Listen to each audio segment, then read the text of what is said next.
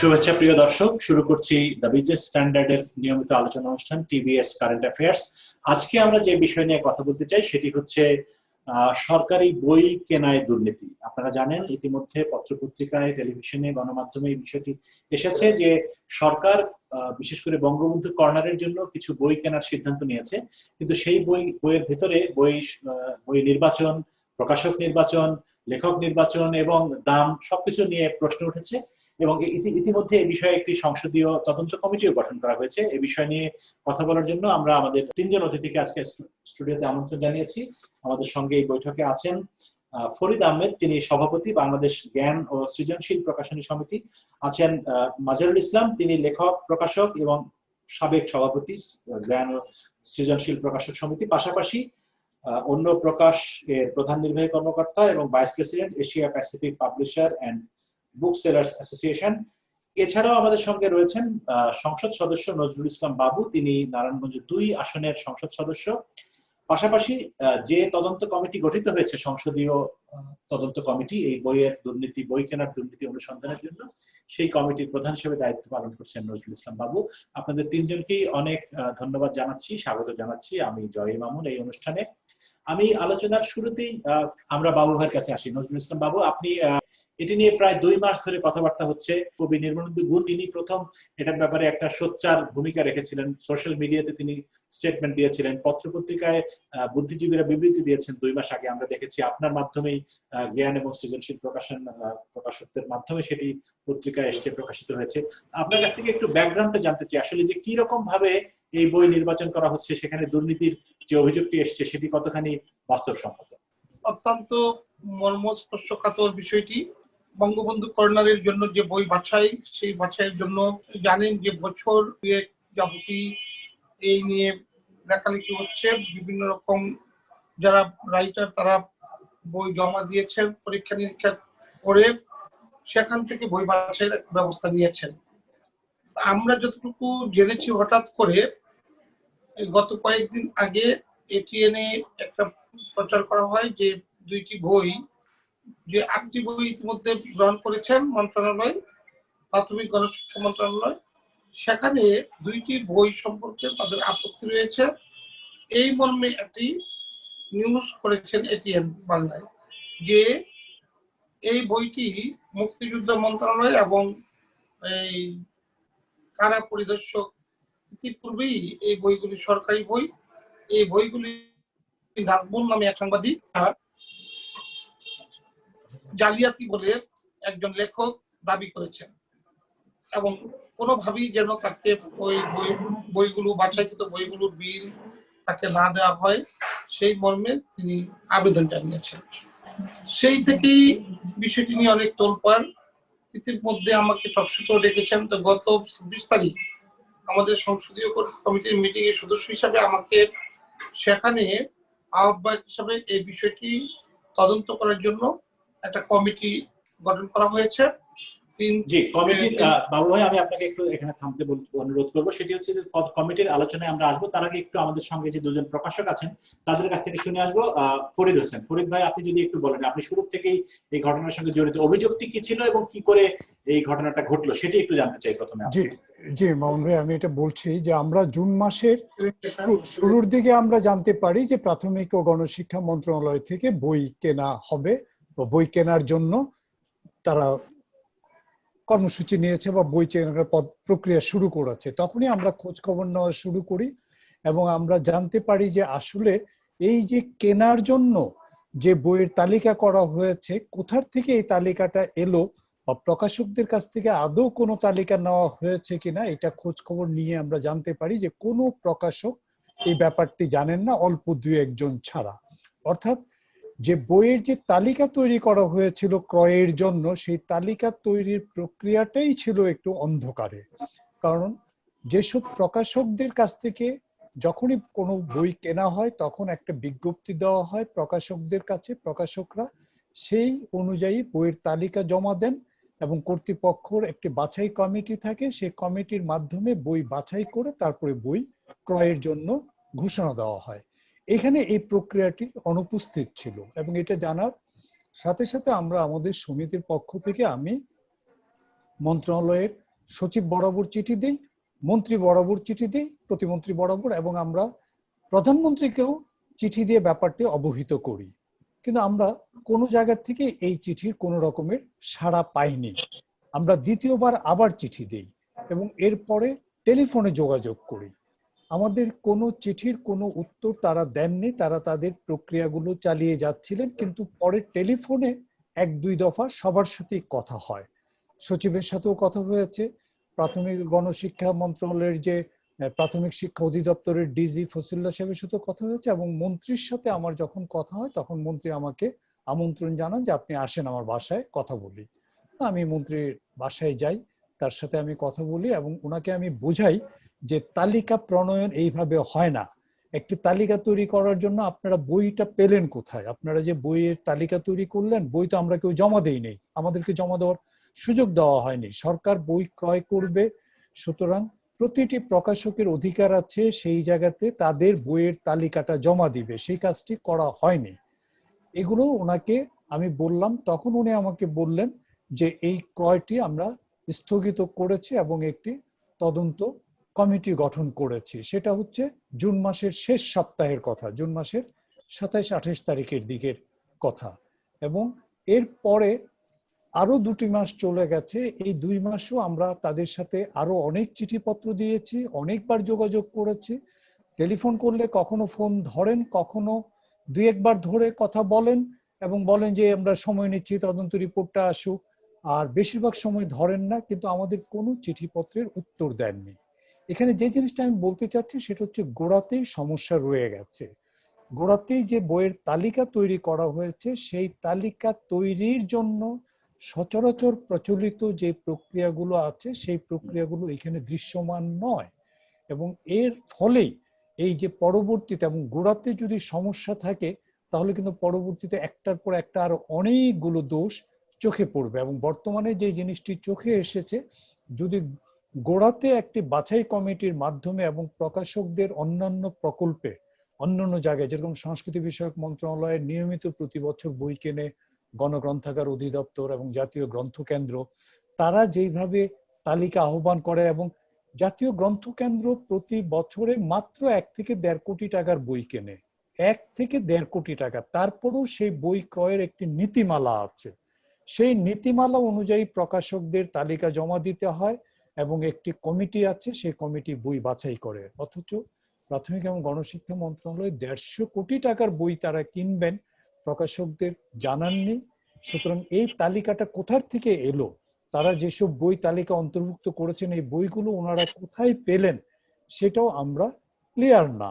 এবং যদিও তারা বলছেন, মন্ত্রীও বলেছেন, সচিবও বলেছেন যে তাদের একটা কমিটি বাছাই করে দিয়েছে এবং এই কমিটিটা সম্পূর্ণ নিজেদের কমিটি, কিন্তু একটি বাছাই কমিটি হলে সেটা সর্বজনীন হতে হবে, সেখানে লেখক প্রতিনিধি থাকতে হবে, বুদ্ধিজীবী প্রতিনিধি থাকতে হবে, সাংস্কৃতিক ব্যক্তিত্ব থাকতে হবে, প্রকাশক প্রতিনিধি থাকতে হবে।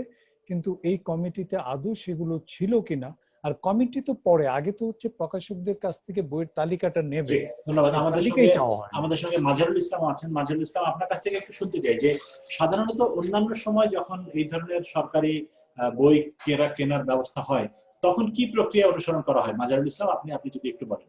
এখানে ফরিদ আহমেদ যে কথাগুলো বললেন, এইগুলো তো পুরো প্রক্রিয়াটার একটা চিত্র উনি তুলে ধরলেন এবং এটা আমরা সবাই জানি। এবং আমি এখানে বর্তমান জ্ঞান সৃজনশীল প্রকাশক সমিতির সাবেক সভাপতি এবং এই বর্তমান কমিটিরও আমি একজন পরিচালক। একই সঙ্গে প্রকাশকদের আরেকটি সংগঠন আছে, যেটি প্রকাশকদের একটি বড় সংগঠন, বাংলাদেশ পুস্তক প্রকাশক ও বিক্রেতা সমিতি, সেটার আমি রাজধানী কমিটির সভাপতি। একই রকম ভাবে আমরাও চিঠিপত্র দেই, এটা একাধিক চিঠি দেই, কিন্তু কোনো চিঠিপত্র রেসপন্স কিন্তু আমরা পাইনি। তো যে কথাটি আপনি জানতে চাচ্ছিলেন স্পেসিফিক, যে বই ক্রয়ের যে প্রক্রিয়াগুলো আছে, বা আমাদের সরকারিভাবে 3টি প্রতিষ্ঠান থেকে বই ক্রয় করা হয়। সেই একটি হচ্ছে সংস্কৃতি মন্ত্রণালয়ের নিয়ন্ত্রণাধীন জাতীয় গ্রন্থ কেন্দ্র, আর একটি হচ্ছে আপনার গণগ্রন্থাগার অধিদপ্তর, আর একটি আপনার ইসলামিক ফাউন্ডেশন। ওই 3 জায়গাতেই যেটা হয় যে প্রথম দুটো জায়গাতে যেটা একটা কমিটি থাকে, সেই কমিটিতে মন্ত্রণালয়ের লোকজন থাকেন, সেখানে প্রকাশকদের 2 সমিতির প্রতিনিধি থাকেন এবং সেই কমিটি বই সিলেকশন করে প্রকাশকদের কাছে একটি বিজ্ঞপ্তির মাধ্যমে বই জমা দিতে বলা হয়, একটা তালিকা প্রথমে জমা দিতে বলা হয়, পরে সেই বই জমা নেওয়া হয়, সেই বইকে প্র্যাকটিক্যালি সামনে নিয়ে বসে বইয়ের গুণগত মান বিচার করে একটা তালিকা তৈরি করে তারপরে সেই প্রকাশকদেরকে সেটা বই সরবরাহের জন্য অর্ডার করা হয়। এখানে তো যেটি ফরিদ সাহেব বলেন যে এগুলো কোনো নিয়ম কানুনই মানা হয়নি, কিভাবে এটা হলো আমরা নিজেরাও জানি না। হ্যাঁ, কিভাবে এই তালিকাটা কারা তৈরি করলেন, কিভাবে তৈরি হলেন আমরা জানি না। আমরা এখানে দেখেছি যে জাতির জনক বঙ্গবন্ধু শেখ মুজিবুর রহমানের নিজের লেখা দুটি বই আছে, সেটি অবশ্যই আমরা মনে করি প্রত্যেকটি স্কুলে, প্রত্যেকটি কলেজে, লাইব্রেরিতে, গ্রন্থাগারে এটা যাওয়া উচিত। বঙ্গবন্ধু কর্নারে তো অবশ্যই যাবে, কিন্তু এরপরে আমাদের মাননীয় প্রধানমন্ত্রীর নিজের লেখা কয়েকটি বই আছে, সেগুলো আমরা মনে করি গুরুত্বপূর্ণ বই। কিন্তু প্রশ্ন হচ্ছে যে একটা হচ্ছে যে তালিকাটা যে পদ্ধতিতে তৈরি হলো, এই পদ্ধতিটা কোন রকম নিয়ম কানুনের বাইরে, মানে আমরা জানি। আমি একটু মাঝের ভাই আপনাকে একটু ছোট্ট করে একটা প্রশ্ন করতে চাই, সেটি হচ্ছে যে বঙ্গবন্ধুর বই অবশ্যই আমি ব্যক্তিগতভাবে পড়েছি এবং এটি সকলের পড়া উচিত, একদম শিশুর থেকে শুরু করে সবার। বা মাননীয় প্রধানমন্ত্রী বিভিন্ন সময় যেসব বই লিখেছেন রাজনৈতিক বা তার জীবন নিয়ে, তার পিতাকে নিয়ে, বঙ্গবন্ধুকে নিয়ে, সেগুলি আমাদের পড়া উচিত সবার। কিন্তু কথা হচ্ছে ওই বইটা তো শেখ হাসিনার বই কোনো না কোনো প্রকাশনীর মাধ্যমে প্রকাশিত হয়েছে, সেই প্রকাশক কি ওই বইটির নাম জমা দিয়েছে? বা ইউপিএল এর মাধ্যমে আমরা জানি যে কারাগারের রোজনামটা বের হয়েছে, ইউপিএল এর তরফ থেকে কি সেটি জমা দেওয়া হয়েছে কিনা? মামুন ভাই, আপনি অনুমতি দিলে আপনার এই উত্তরটা আমারও জানা আছে, মাজার ভাইয়ের জি, আপনি একটু যদি বলেন। সেটা হচ্ছে যে ইউপিএল এর এখন যে এক্সিকিউটিভ, যিনি ইউপিএল এর ইতো মহিউদ্দিন সাহেব, তার যে মেয়ে মাহরুখ মহিউদ্দিন, সেটা এখন ইউপিএল চালাচ্ছে। মাহরুখের সাথে আমার সরাসরি কথা হচ্ছে যে তালিকা কিভাবে হলো না হলো মাহরুখ এগুলো কিছু জানেই না, জাস্ট যখন তাদের দুটি বই ওখানে আছে। হ্যাঁ, কিন্তু তালিকা জানি যখন তাদের ওয়ার্ক অর্ডার হয়েছে তাদের কাছে কাগজপত্র পাঠিয়েছে কোটেশন দেওয়ার জন্য, সুতরাং তারাও কিন্তু বইয়ের তালিকা জমা দেয়নি, তাদের বই তারা মন্ত্রণালয় থেকে পিক করে তাদেরকে জানিয়েছে। আমরা বাবু ভাইয়ের কাছে আসি। নজরুল ইসলাম বাবু, আপনি বলছিলেন শুরুতে যে একটি তদন্ত কমিটি গঠনের নির্দেশ দেওয়া হয়েছে বা আপনাকে সেই তদন্ত কমিটির দায়িত্ব দেওয়া হয়েছে। এখন বিষয়টি হচ্ছে কয়েকটি খুব স্পেসিফিক বিষয়। যে প্রথম কথা হচ্ছে যে বই প্রকাশ করেন, বই ছাপেন, বাজারজাত করেন প্রকাশকরা, তাদের কাছ থেকেই বই আমরা কিনি। মানে আমরা সাধারণ মানুষও মেলায় গিয়ে তাদের দোকান থেকে বই কিনি, বা মেলা না থাকলে শাহবাগের আজিজ মার্কেটে গিয়ে বা বাংলা বাজারে গিয়ে তাদের থেকে বই কিনি, অথবা সরকার যখন কিনে, আপনি শুনলেন ওনাদের কাছ থেকে যে কি বলে জাতীয় গ্রন্থ কেন্দ্র বা আরো যারা বই কেনে, ইসলাম ফাউন্ডেশন, ওনাদের কাছ থেকে কোটেশন নেন, তারপরে সেটির দরদাম করে একটা নির্ধারিত হয়, তারপরে দাম। এই ক্ষেত্রে সেরকম কোনো কিছু নিয়ম নীতি হয়নি। আপনার জানা মতে, এই তো কমিটি আপনি দায়িত্ব নিয়েছেন, আপনার কাছে কি তথ্য আছে, কি আপনি জানাতে পারেন আমাদেরকে যে কিসের ভিত্তিতে এই বইগুলো নির্বাচন করা হলো? আমি যে বিষয়টি আপনাকে বলবো সেটা হলো যে আমাদের নিশ্চয়ই দায়িত্বটা এরকম হবে যে যথাযথভাবে বই ক্রয় করা হয়েছে কিনা, সার্কুলার দেওয়া হয়েছে কিনা, আর যদি দিয়ে থাকেন তাহলে মূল্য নির্ধারণ করার কমিটিতে কারা ছিলেন, সঠিকভাবে নির্ধারণ করেছেন কিনা। আর এখানে যাচাই বাছাইয়ের ব্যাপার ছিল, বইগুলো সঠিকভাবে নেওয়া হয়েছে কিনা, বা যথোপযুক্ত বই সেখানে বাছাইকৃত যে নামগুলি রয়েছে তার মধ্যে রয়েছে কিনা। আর কতকগুলো প্রকাশনা এখানে অংশগ্রহণ করেছিল, এই প্রকাশনীগুলি দেশের কি পর্যায়ে আছে এবং যেই বইগুলি সিলেক্ট করা হয়েছে সেগুলোকে যথাযথ মূল্যায়ন করা হয়েছে কিনা, এই বিষয়গুলি দেখে। কিন্তু কথা হচ্ছে যে এইখানে আমরা যে কথা বলছি, তখন বাংলাদেশের দুটি বড় প্রকাশনা সংস্থার দুজন প্রতিনিধি, দুজন নেতা আমাদের সঙ্গে আছেন, আজহারুল ইসলাম এবং ফরিদ সাহেব। ওনারা বলছেন যে ওনারা কোনো বইয়ের জন্য আবেদন মানে তালিকা জমা দেন নাই, বা ওনাদের কাছে চাওয়াও হয়নি। তাহলে কারা কিভাবে তালিকা জমা দিল, বা কারা চাইলো, কারা দিল, এটি কিভাবে জানতে পারবো আমরা? মন্ত্রণালয়ের ক্রয় সংক্রান্ত একটা কমিটি থাকে, ক্রয় সংক্রান্ত কমিটি নীতিমালা অনুযায়ী সেটা হয়েছে কিনা নিশ্চয়ই আমি মন্ত্রণালয়কে এই বিষয়ে বিনীতভাবে অনুরোধ করব এবং স্ট্যান্ডিং কমিটির মিটিং ওনাদেরকে কল করব, ডাকবো। আমরা পুঙ্খানুপুঙ্খভাবে এই বিষয়গুলি উপলব্ধি করবো এবং দেখবো কোনোভাবেই কোনো অন্যায় এখানে বরদাস্ত করা হবে না এবং মেনে নেওয়া হবে না। প্রয়োজনে যথাযথ সিদ্ধান্ত গ্রহণ করা হবে। যদি অধিকতর তদন্তের প্রয়োজন হয়, প্রয়োজনে জাতীয় সংসদ উত্থাপন করা হবে। আমি পরিষ্কার আপনাকে বলছি যে কোনোভাবেই এই বিষয়টি স্পর্শকাতর। আর দ্বিতীয়ত, যেখানে বাংলাদেশের প্রধানমন্ত্রী জিরো টলারেন্স দুর্নীতির ব্যাপারে, সেখানে দুর্নীতির আশ্রয় প্রশ্রয় নিয়ে কেউ লাভবান হয়ে যাবে এটা এবং এবং আরেকটা আনফরচুনেট বিষয় হচ্ছে শুধুমাত্র দুর্নীতির আশ্রয় প্রশ্ন না, বঙ্গবন্ধুর নাম ব্যবহার করে দুর্নীতি, বঙ্গবন্ধু কর্নার। সেটাই বলছি যে এই মুহূর্তে এটাকে আমরা কোনোভাবেই কোনো প্রকার টলারেন্স করার সুযোগ নেই। আপনি থাকবেন আমাদের সঙ্গে, মাজারুল ইসলাম, আপনি যদি একটু বলেন। ধন্যবাদ বাবু ভাইকে, উনি যে ওনার কথাগুলো শুনে আমরা আশান্বিত হলাম যে সামনে নিশ্চয়ই ভালো কিছু একটা হবে। তো যেটা হচ্ছে বাবু ভাই, যেটা আমি আপনাকে জানাতে চাই যে এটি শুধু তো মানে কত বড় ধরনের যে দুর্নীতি, সেটি পাশাপাশি অত্যন্ত অমানবিক যে বাংলাদেশে সমস্ত প্রকাশকদের সারা বছরে যে বই প্রকাশিত হয় সেই বই, সমস্ত বইয়ের এক বছরের বই ক্রয়ের বাজেট 5 কোটি টাকার নিচে। সব সংস্থাগুলো মিলে, জাতীয় গ্রন্থকেন্দ্র, পাবলিক লাইব্রেরি এবং ইসলামী ফাউন্ডেশন মিলেও 5 কোটি টাকার বেশি না। সেখানে কোনো প্রকাশক এখানে এবং নাম সর্বস্ব প্রকাশনা সংস্থা তাদের 20 কোটি টাকার বই সরবরাহ হচ্ছে, যেটি বাংলাদেশের প্রকাশনা শিল্পের 5 বছরের বাজেট। মানে এই যে শুধু এই 20 কোটি টাকাও যদি আজকে আমাদের এই প্রকাশনা সেক্টরে আসে, বাংলাদেশের প্রকাশনা সেক্টরের চেহারাটা পাল্টে যাবে। আমরা এই করোনার কারণে আমাদের প্রকাশকরা প্রচন্ড ক্ষতিগ্রস্ত। আমরা মাননীয় প্রধানমন্ত্রীর কাছে আবেদন করেছিলাম আমাদের সমিতি থেকে একটা 100 কোটি টাকা প্রণোদনা চেয়ে এবং আর্থিক অনুদান চেয়ে। তো সেখানে সেই জায়গায় একটি প্রণোদনা প্রধানমন্ত্রী ব্যবস্থা করেছেন, যদিও প্রকাশকদের জন্য আলাদা কিছু না, এটি ক্ষুদ্র মাঝারি শিল্পের জন্য করেছেন। কিন্তু এই মুহূর্তে এই যে বই ক্রয়, যে 37 কোটি টাকার বই ইতিমধ্যে তারা মানে অর্ডার দিয়েছে এবং অনেক বই জমা হয়েছে, এবং আমি জানি যে এটা মানে অধিকাংশ বিলও পেমেন্ট হয়ে গেছে। এই 37 কোটি টাকা বাংলাদেশের প্রকাশনা শিল্পে ঢুকলে আমাদের সৃজনশীল প্রকাশনার চেহারা যে কোথায় চলে যেত, এটা আসলে বলে বোঝানো যাবে না। আচ্ছা, খুবই দুঃখজনক। আমরা আশা করি যে বাবু ভাইয়ের নেতৃত্বে আমরা এটার একটা সুষ্ঠু সুন্দর মানে সমাধান আমরা পাবো। জি, ধন্যবাদ মাজার ভাই। মামুন ভাই, আমি আপনাকে বলতে চাই যে মাজার ভাই যে কথাটা বলেছেন, কমিটি যেদিন 26 তারিখ করার সাথে সাথেই তাৎক্ষণিকভাবে কমিটি ঘোষণা করার পর আমি সেখানে তাৎক্ষণিকভাবে মাননীয় মন্ত্রী মহোদয় ছিলেন, স্ট্যান্ডিং কমিটির চেয়ারম্যান সহ সচিব মহোদয় ছিলেন।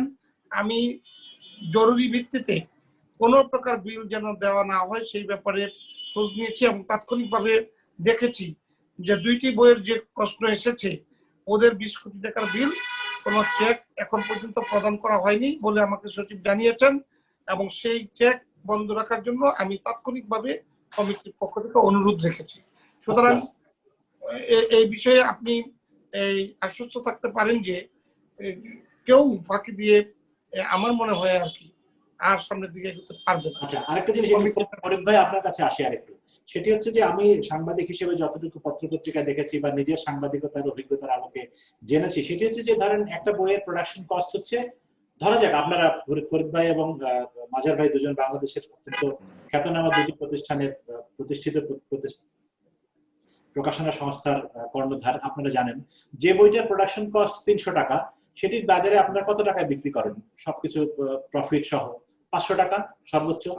জাস্ট আমরা বইয়ের যা দাম দেই তার উপর তো আবার কমিশন দেওয়া হয়।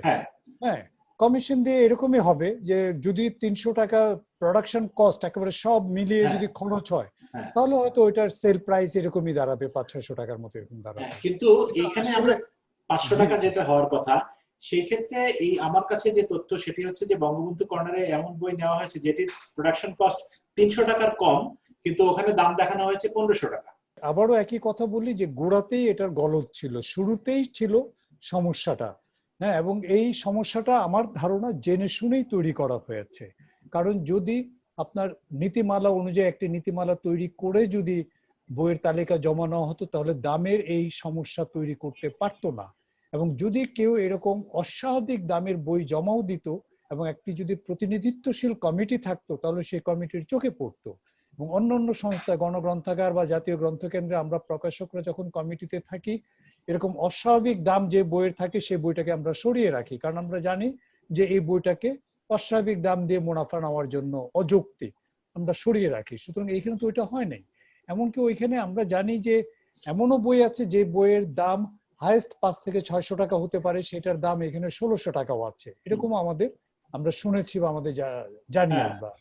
সুতরাং এইখানে যেহেতু সঠিক পদ্ধতিতে অগ্রসর হওয়া হয়নি, তার জন্যই এরকম ব্যাঠিক ঘটনাগুলো ঘটে রয়েছে। আচ্ছা, একটা খুব সিম্পল সিলি কোয়েশ্চেন হয়তো আপনার কাছে মনে হতে পারে, ধরেন জাতীয় গ্রন্থ কেন্দ্র বা ইসলামী ফাউন্ডেশন যারা বই কেনে আপনাদের কাছ থেকে প্রতি বছর অল্প বিস্তর যে টাকারই হোক না কেন, এটা মাজার ভাইও হয়তো উত্তর দিতে পারবেন বা যুক্ত করতে পারবেন। তো একটা বই ধরেন কথার কথা আপনি একটা বই বের করেছেন, বইটার নাম ক খ গ। এই ক খ গ বইয়ের বই মেলায় এটা বিক্রি হচ্ছে 100 টাকা, এটার গায়ে হয়তো দাম লেখা আছে 120 টাকা হোয়াটএভার। যখন আপনারা সরকারের কোনো সংস্থার কাছে ওটি বিক্রি করেন তখন কি ওটা 100 টাকায় বিক্রি করেন নাকি ওটার জন্য তখন আবার সরকার আরো বেশি লাভ করে আমাদের কাছ থেকে? কারণ আমাদের যে বইটির দাম লেখা আছে 100 টাকা, সেটা ফেব্রুয়ারি বই মেলায় আমরা বিক্রি করি 75 টাকায়, 25% কমিশন, কিন্তু সরকারকে আমরা দিই 30% কমিশন, অর্থাৎ আমরা দিই 70 টাকা। সুতরাং সরকারকে বরঞ্চ আমরা লাভ আরো বেশি দিই। হ্যাঁ, মানে আপনাদের লাভ কম হয়, আপনাদের মুনাফা কম হয় সরকারকে বই দিলে। আর এক্ষেত্রে ঘটেছে ঘটনাটা উল্টো। তো এখন এই যে বাবু ভাই আপনার কাছে একটু আবারও আসতে চাই, সেটি হচ্ছে যে বইয়ের মূল্য নির্ধারণের ক্ষেত্রেও কিন্তু এক ধরনের অনিয়ম বা দুর্নীতির অভিযোগ আমরা দেখতে পাচ্ছি এই আলোচনার ভিতরে এসে। তো সেটিও কিন্তু আপনাকে তদন্ত করতে হবে। এখন আপনি একটা কথা বলেছেন একটু আগে যে যাতে কোনো রকম কোনো পেমেন্ট দেওয়া না হয় যাদের বিরুদ্ধে অভিযোগ আছে, সেটি আপনি ভালো কথা যে সেটি বন্ধ হলো। বাট আরো যেসব অনিয়ম দুর্নীতি অভিযোগ আছে সেগুলো তদন্ত করার জন্য কি কি ব্যবস্থা আপনি নিচ্ছেন সেটি একটু জানতে চাই। আপনি আশ্বস্ত করেছেন করবেন, কিন্তু কি করবেন? বাবু ভাই আমি একটু সংযোজন করলে আপনার একটু সুবিধা হয়। যাদেরকে পেমেন্ট দেওয়া হয়েও গেছে তাদের কাছেও যদি কোনো অনিয়ম থাকে, তাদের সিকিউরিটি মানি রয়ে গেছে এখনো, সুতরাং তাদের সেই যদি অতিরিক্ত টাকা তারা নিয়ে গিয়ে থাকে তাহলে সেটাকেও কর্তন করার সুযোগ কিন্তু আপনার আছে বাবু ভাই, যদি আপনি আন্তরিক হন। আমি আপনাকে বলছি যে আমরা এখানে এই বিধি এবং নিয়মাবলী রয়েছে, সংশ্লিষ্ট যারা আছেন তাদেরকে আমরা বিনীতভাবে আমাদের স্ট্যান্ডিং কমিটিতে আপনাদেরকে আমরা নিমন্ত্রণ জানাবো। আপনাদের সেখানে কথা বলার রাইট থাকবে এবং আপনারা আমাদেরকে জ্ঞান দিয়ে এবং বিষয়াদি সম্পর্কে তথ্য দিয়ে সরবরাহ দিয়ে এবং নিয়ম নীতিমালার প্রশ্নে জিজ্ঞাসাবাদ এবং আপনাদের সাথে জ্ঞানের আদান প্রদান করে ব্যবস্থা নেওয়া হবে। আমি পরিষ্কার পরিচ্ছন্ন একটি ঘটনার নিরসন দিতে চাই। এই যে আপনি একটু আগে বলছিলেন যে এটিএন বাংলা একটি রিপোর্ট প্রকাশিত হয়েছে, সেই রিপোর্টের পরে সেই রিপোর্টারকে নানাভাবে নানা দিক থেকে হুমকি ধমকি দেওয়া হচ্ছে। যেই প্রকাশক নামের একটি প্রতিষ্ঠান, মানে প্রকাশনা প্রতিষ্ঠানের নামে এই 20 কোটি 22 কোটি টাকার দুর্নীতি করা হয়েছে, সেই প্রতিষ্ঠানের তরফ থেকে বিভিন্ন রকম লোক দিয়ে ভয়ভীতি দেখানোর ঘটনা ঘটছে। আবার এটিও সত্যি বাংলাদেশের বাস্তবতায় যে কোনো একজন লোক এককভাবে একা এরকম 20 কোটি টাকার দুর্নীতি করতে পারে না, তার সঙ্গে নিশ্চয়ই গুরুত্বপূর্ণ লোকজন যারা ক্ষমতা সম্পন্ন, যারা বিভিন্ন দায়িত্বে আছেন, সেটি সরকারি হতে পারে, রাজনৈতিক হতে পারে বা প্রশাসনিক হতে পারে, তাদেরও এর মধ্যে ইনভলভমেন্ট আছে। মামুন ভাই এই সব ব্যাপারেও তো আপনাকে তদন্ত করতে হবে। মামুন ভাই আপনার কথা ইঙ্গিত আমি বুঝতে পেরেছি। আমার কথা হলো অপরাধী যত শক্তিশালী হোক না কেন সে কিন্তু অপরাধী, তখন সে খুব দুর্বল হয়ে যায়। যিনি অপরাধের সাথে সম্পৃক্ত থাকবেন, যিনি এই কর্মের সাথে নিয়মের বাইরে কাজ করবেন, তাকে আপনি জিজ্ঞাসা করতে তো কোনো সমস্যা নেই। আপনি এটা ধরে রাখুন যে কেউ শক্তিশালী না, সততা এবং সত্য এইটাই শক্তিশালী। আমরা সেখানে যদি এই ব্যক্তিদের সাথে কেউ সম্পৃক্ত থাকেন মন্ত্রণালয়ে, তাহলে উনি কিভাবে করলেন, উনি নিয়মের বাইরে করতে পারেন না, সেইটা জবাব তো ওনাকে দিতে হবে, তাই না? আমার মনে হয় বিষয়টি যেহেতু আপনারা উত্থাপন করেছেন জাতির সামনে, আমরা দেখেন আমরা এটা ব্যবস্থা নিতে পারবো, এটা আমার বিশ্বাস। আমি একটা অন্য একটু প্রসঙ্গে আলোচনায় আসতে চাই, আলোচনার শেষ দিকে। সেটি হচ্ছে মাজার ভাই আপনাকে জিজ্ঞেস করতে চাই, আপনাকে দিয়ে শুরু করতে চাই। সেটি হচ্ছে যে বঙ্গবন্ধু কর্নার বলে যে উদ্যোগটি নেওয়া হয়েছে সেটি আমি জানি না, হয়তো সাধু উদ্যোগ। বাংলাদেশের বাস্তবতায় প্রাইমারি স্কুলগুলিতে একটি বঙ্গবন্ধু কর্নার থাকবে এবং সেখানে এই বইগুলো ধরেন বঙ্গবন্ধুর অসমাপ্ত আত্মজীবনী অথবা কারাগারের রোজনামচা থেকে শুরু করে বঙ্গবন্ধুকে নিয়ে যত রকম বই আছে সেটি বাছাই প্রক্রিয়া যাই হোক, সেই বইগুলো সেখানে থাকবে এবং প্রাইমারি স্কুলের ক্লাস 1 থেকে 5 পর্যন্ত বাচ্চারা সেগুলি পড়বে। এই বাস্তবতা, এই ধারণাটা কতখানি বাস্তবসম্মত মনে হচ্ছে মাজারুল ইসলাম?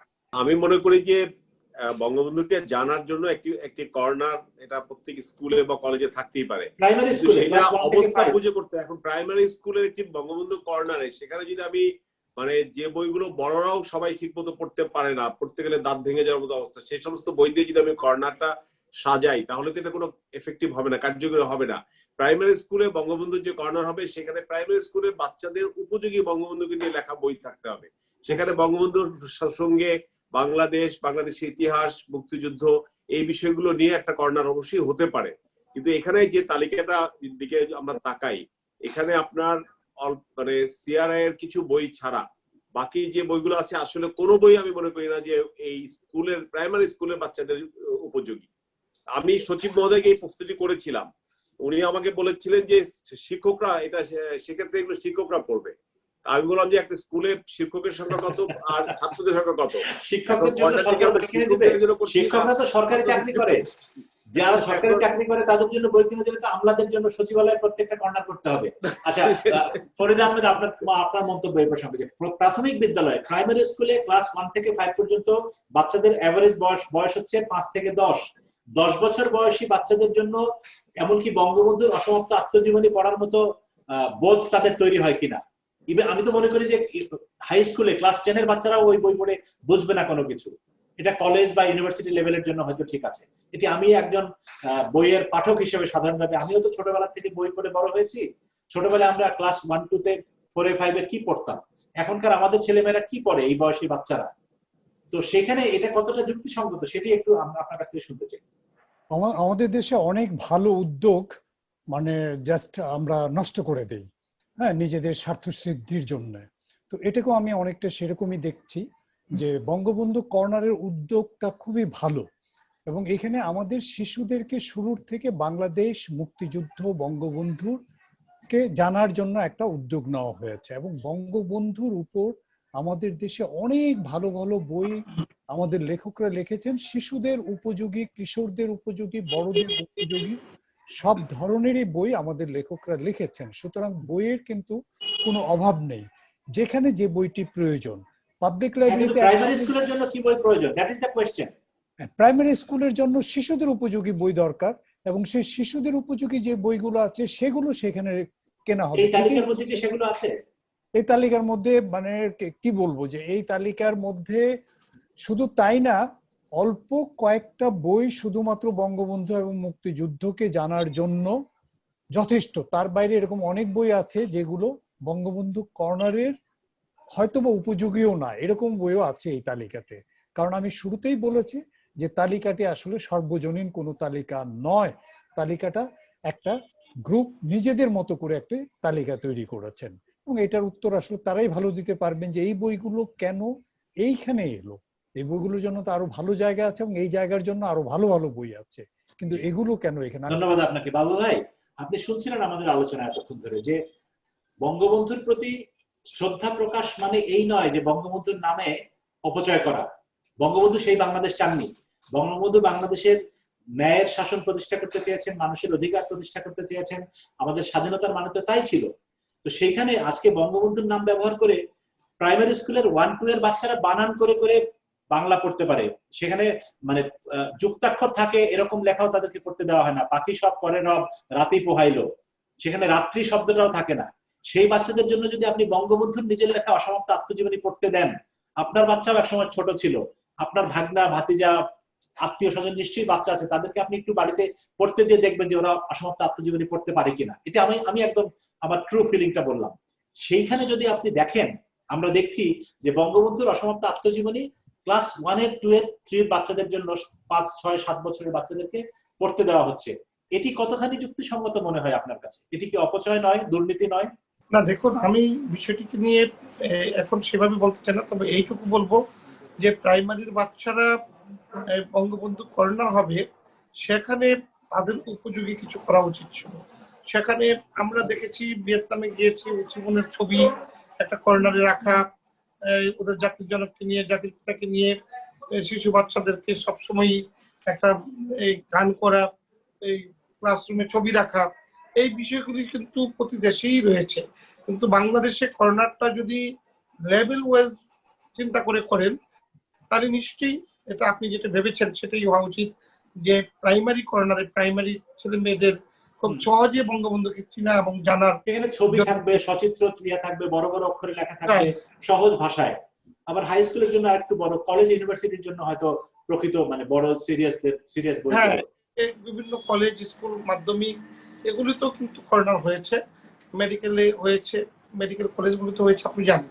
তা আপনি ঠিকই বলেছেন, আমরা সেটা বিবেচনায় রাখবো। এবং আমি একটি বিষয় পরিচ্ছন্নভাবে বলবো যে আপনি যেটা ভাবছেন, আপনার ভাবনাটা আমার কাছে অনেক গুরুত্বপূর্ণ, এই কারণে যে আপনি অপচয়ের বাংলাদেশ বঙ্গবন্ধু কখনই চাননি। অপচয় এবং অত্যাচার নির্যাতন বহির্ভূত বাংলাদেশ গঠন করার জন্যই কিন্তু জাতিকে তিনি মুক্তিযুদ্ধ উপহার দিয়েছেন, যার কারণেই কিন্তু আমরা স্বাধীনতা পেয়েছি। আর যিনি নিজের তাজা রক্ত ঢেলে দিয়ে 14 বছর কারাগারে থেকে তার শিশুকাল বাদ দিয়ে বাকি জীবন জনগণের কল্যাণে করেছেন, নিশ্চয়ই তার কন্যা বাংলাদেশের পিতা মাতা ভাই বোন সবকে হারিয়েও এদেশের মানুষকে বঙ্গবন্ধুর অসমাপ্ত কর্মকাণ্ড প্রতিষ্ঠা করে একটি সুন্দর বাংলাদেশ দেওয়ার জন্য তিনি কাজ করছেন। সেখানে কেউ এই সুযোগ আর নিতে পারবে না। যেটা মাননীয় প্রধানমন্ত্রী চান না, সেটা আমরাও চাই না। আমরা নিশ্চয়ই এই বিষয়ে খুবই কঠিনভাবে এই বিষয়টি দেখব এবং আমরা সবাইকে নিয়ে কথা বলবো। মন্ত্রণালয়ের সচিব মহোদয় যদি এই কথা বলেন যে শিক্ষকরা পড়ে বাচ্চাদেরকে জানাবেন, শিক্ষকরা কি এখনো বঙ্গবন্ধু সম্পর্কে জানতে পারেন নাই? বই পড়ে এতদিন পরে যদি জানেন তাহলে শিখাবেন কবে? এটাও একটা প্রশ্ন। যাই হোক, আমরা এই গোজামিল অনেক দেখেছি, আর যেন গোজামিল না হয়। আমরা শেষ করতে চাই। আমি একটা অ্যাড করি। হ্যাঁ, আপনার শেষ মতো বাংলা বই না, আপনি নিশ্চয়ই তালিকাটা দেখেছেন। এখানে পোয়েট অফ পলিটিক্স নামে একটা বই আছে ইংরেজিতে লেখা। গোলাম মাওলা নামে এক ভদ্রলোক, আমরা চিনি না তাকে, পাবলিশারকেও চিনি না, লেখককেও চিনি না। গ্রিন পাবলিশার, জি মাওলা নামটা দেওয়া আছে। বইয়ের নাম হচ্ছে পোয়েট অফ পলিটিক্স। এই বই আমরা আমাদের ইংরেজি ভাষায় রচিত বই, শিশুদের হাতে তুলে দিচ্ছি। এর চেয়ে দুঃখজনক আর কি হতে পারে? যে ফরিদ ভাই আপনার কিছু মানে বঙ্গবন্ধু কর্নার হওয়াটা অবশ্যই আমি মনে করি এটা ভালো একটা শুভ উদ্যোগ। সেটা শিশুদের উপযোগী করে এটাকে সাজানো যেতে পারে, ছবি দিয়ে, মানে বঙ্গবন্ধু ভাস্কর্য দিয়ে, তার নানা ধরনের আলোকচিত্র দিয়ে, মানে সেখানে ছোট্ট একটা 5-10 মিনিটের একটা ডকুমেন্টারি বঙ্গবন্ধু নির্মাণ করে শিশুদের উপযোগী করে নির্মাণ করে সেখানে দেখা যেতে পারে। বঙ্গবন্ধু শিশুদেরকেও পছন্দ করতেন। সেদিনও একটা ছবি দেখলাম যে স্কুলে বাচ্চাদের সাথে তিনি মাথায় হাত দিয়ে কথা বলছেন। এইগুলো এখানে প্রদর্শিত হতে পারে, কিন্তু এই তালিকা এটা কিভাবে সম্ভব? আশা করছি আমরা খুবই আশান্বিত যে বাবু ভাই একটি ভালো মানে সমাধান আমরা তার কাছ থেকে পাবো। ধন্যবাদ মাজার ভাই। আমরা ফরিদ ভাই আপনার বক্তব্য নিয়ে বাবু ভাইয়ের কাছে যাব। ফরিদ ভাই, আমার এই বিষয়ে সংসদীয় যে কমিটি গঠন করা হচ্ছে তাদের কাছে আমার অনুরোধ যে এই যে প্রাথমিক এবং গণশিক্ষা মন্ত্রণালয়ের যে 150 কোটি টাকার বই কেনার যে প্রকল্পটা নেওয়া হয়েছিল, এটা প্রকাশকদের জন্য একটা আশীর্বাদ ছিল, এবং এই করোনাকালীন সময়ে এই টাকাটা যদি প্রকাশনা সেক্টরে আসতো তাহলে এই প্রকাশনা শিল্পটা বেঁচে যেত। গত 10 বছরও এত টাকার বই কেনা হয়নি। সুতরাং এই যে এই প্রকল্পটি বন্ধ হয়ে গেছে, এটা আমরা চাইনি। আমরা চেয়েছি বইটা কেনা হোক, কিন্তু প্রকাশকরা যেন প্রকৃত প্রকাশক, মানে কোন অবস্থাতে যেন প্রকল্পটা বন্ধ না হয়ে যায়। এটাই আপনার কাছে আমি মাঝে বলতে আমি আপনাকে বলি, আমরা শেষ করব বাবু ভাই আপনার বক্তব্য। বঙ্গবন্ধু কর্নার কিন্তু শুধুমাত্র বঙ্গবন্ধু কর্নার নামে একটি পুস্তিকা রাখার একটা জায়গা না। জাতির পিতার কন্যা চেয়েছেন নিশ্চয়ই, এবং মন্ত্রণালয় চান, শতবর্ষে আমরাও চাই আমাদের দেশের মানুষ জ্ঞানী হোক, গুণী হোক। বই পড়ার বাইরে এটা সম্ভব নয়। সবাইকে বইয়ের সঙ্গে বন্ধুত্ব, এবং বই হোক প্রিয় বন্ধু, সাথী, সহযোদ্ধা, সেই মনোভাব গড়ে তোলার লক্ষ্যেই কিন্তু এই প্রকাশনা, যত বই বলেন, সবাই যেন কাছাকাছি আসতে পারে, বইগুলি যেন সবাই বইয়ের প্রতি যেন দরদি হয়, এবং অনেকভাবে খরচ করা হয়। আমরা বইয়ের জন্য টাকা খরচ করি না, যেটা মাজার ভাই, ফরিদ ভাই বললেন যে 1.5-2 কোটি টাকা বছরে বাজেট। তো সেই ক্ষেত্রে যদি শত শত কোটি টাকার বই কেনা হয়, প্রাইমারি গণশিক্ষায় কিন্তু 150 কোটি টাকার বই কেনার বাজেট দেওয়া হয়েছে। 150 কোটি টাকার বই কিন্তু শুধুমাত্র ওই একজন ব্যক্তি পাবেন না, বা একজন প্রকাশক পাবেন না, একজন লেখক পাবেন না। এই টাকাটা প্রত্যেকটা বই প্রিয় মানুষের হাতেই চলে যাবে, এবং তারা আবার বই নিয়ে গবেষণা, বই লেখা, বইকে আরো সুন্দরভাবে মানুষের কাছে তুলে ধরা, এইটার জন্য জনপ্রিয় হয়ে ওঠে। সেই সেক্টরটাকে মূল্যায়ন করার জন্যই কিন্তু এই পদক্ষেপ। সুতরাং এটা বন্ধ হবে না। 150 কোটি টাকার মধ্য থেকে মাত্র 30 কোটি টাকার বই ইতিমধ্যে প্রাইমারি গণশিক্ষা মন্ত্রণালয় খুব সম্ভবত টেন্ডার করেছেন, আর বাকি টাকা পুরোটাই রয়ে গিয়েছে। এর মধ্য থেকে এই 20 কোটি টাকার যেই বই নিয়ে আমাদের এত কথা, সেই বইয়ের ব্যাপারে ওদের বিল খুব সম্ভবত 20 কোটি শান্তি, সেইটাকে বন্ধ রেখে আমরা তদন্ত করতে চাই। তবে নতুন তালিকা করতে হবে, এটা হচ্ছে আমাদের আমরা শেষ করতে চাই, আমাদের সময় যেখানে এত বড় বিপত্তি বাধা, সেখানে তো নতুন তালিকা নিশ্চয়ই প্রশ্ন। অবশ্যই অবশ্যই। ধন্যবাদ বাবু ভাই, আপনাকে অসংখ্য ধন্যবাদ। না, ফরিদ ভাই আপনাকে ধন্যবাদ, মাজার ভাইকে ধন্যবাদ, এবং বাবু ভাই নজরুল ইসলাম বাবু আপনাকে ধন্যবাদ জানাচ্ছি। প্রিয় দর্শক, আপনাদের সকলকে ধন্যবাদ জানিয়ে আজকের মতো এই আলোচনা এখানে শেষ করছি। দেখা হবে আবার আগামী সপ্তাহে। সবাই ভালো থাকুন, নিরাপদে থাকুন, শুভরাত্রি।